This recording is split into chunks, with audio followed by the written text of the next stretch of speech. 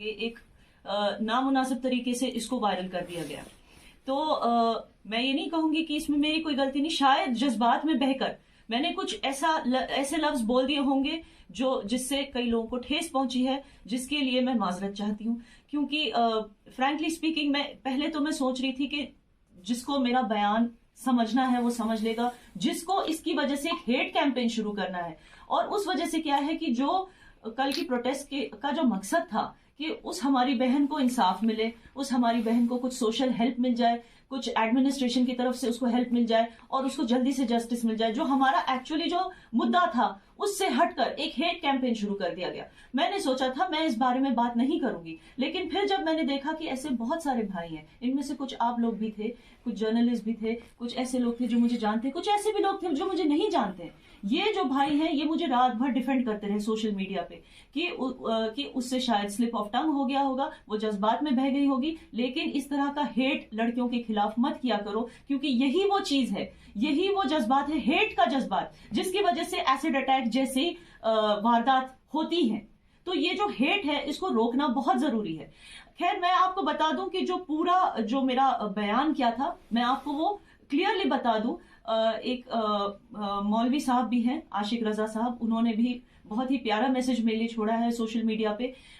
मैं उनको भी बता दूं, जो भी रिलीजियस तबके के लोग हैं, जो भी समाजी तबके के लोग हैं या सियासी तबके के लोग हैं, जिनको ठेस पहुंची है, उनके लिए, सिर्फ उनके लिए मैं ये क्लैरिफिकेशन दे रही हूं कि मेरा बोलने का ये मतलब कतई नहीं था कि लड़कियों को शादी के बाद बॉयफ्रेंड्स रखने चाहिए, ये मैंने नहीं कहा।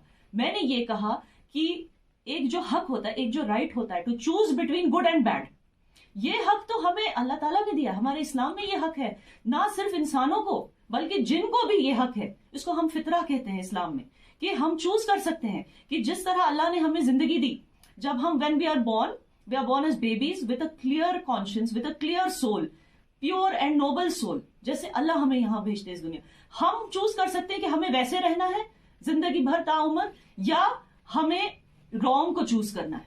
अब कोई लड़की फर्ज कीजिए वो रॉन्ग को चूज करती है, वो उसका हक है, अल्लाह ताला ने उसको हक दिया है। उसने अगर रॉन्ग चूज किया, अब वो उसकी और अल्लाह के बीच की बात है कि उसकी पनिशमेंट उसको कैसे मिलती है। हम एज इंसान उसको उस चीज की पनिशमेंट नहीं दे सकते, हम इंसान हैं, हम उसको उस चीज की पनिशमेंट, अगर उसने हस्बैंड होते हुए बॉयफ्रेंड रखा, वो गलत कर रही है। मैंने ये चीज कंप्लीट की थी उस बयान में, लेकिन उन्होंने, जैसे मैंने कहा, वो बयान काट दिया। लड़की अगर कुछ गलती करती है, वो उसका हक है चूज करने का कि वो गलत चूज करती है या सही चूज करती है। हम ये चूज कर सकते हैं कि हम उस गलती पे रिएक्शन क्या दें, हम उस गलती पे रिएक्ट कैसे करें। मेरे भी भाई हैं, कल मेरा बेटा हो सकता है, मुझे भी तो पसंद नहीं आएगी बात अगर उसका किसी ने रिश्ता ठुकराया, अगर उसको किसी ने हर्ट किया मोहब्बत में, या अगर उसको शादी करके उसकी बीवी अफेयर रखती है, क्या मुझे ये बात पसंद आएगी? नहीं। लेकिन मैं उसको सिखाऊंगी क्या? मैं उसको ये तो नहीं सिखाऊंगी कि जा शी डिजर्व्स इट, उसके मुंह पे एसिड मार किया।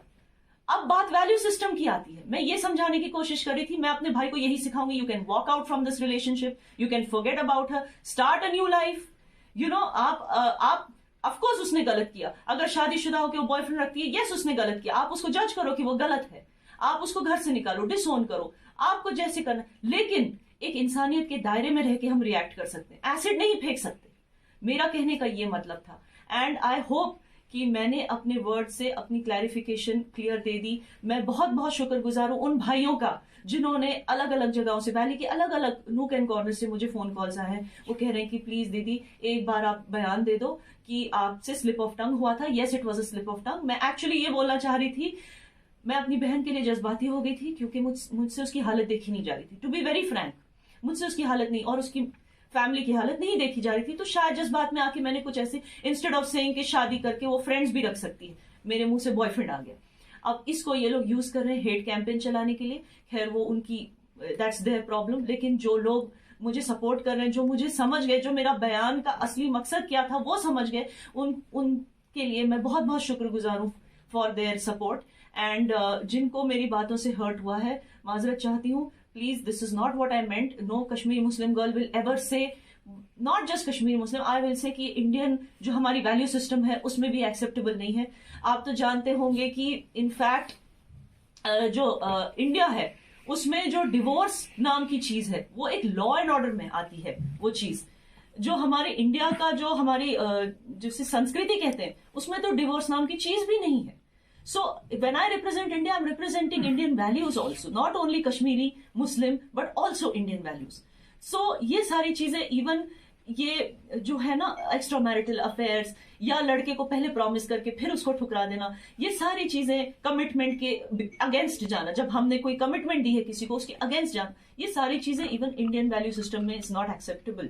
एंड इवन कश्मीरी सोसाइटी में इट्स नॉट एक्सेप्टेबल कि आप किसी को कमिटमेंट देके पीछे हटते हैं. मगर again it's all about how we react to it, और उसी से एक सोसाइटी बनती है, ब्रेक होती है. और जो मेरे भाई जिन्होंने मेरे कल के बयान को पॉजिटिवली लिया और उसकी बात की बारीकी को समझा, दे आर द वंस, ये वो नौजवान हैं जिनकी वजह से जो हेट क्राइम्स है वो खत्म हो जाएंगे. लेकिन जिन लोगों ने इसको एक हेट कैंपेन बनाने की कोशिश की, दे आर द वंस जिससे सोसाइटी को खतरा है. क्योंकि हेट कैंपेन की वजह से, हेट कैंपेनिंग करने से ही हेट्रेड बढ़ता है सोसाइटी में और फिर हेट क्राइम्स बढ़ती. So this is all I want to से.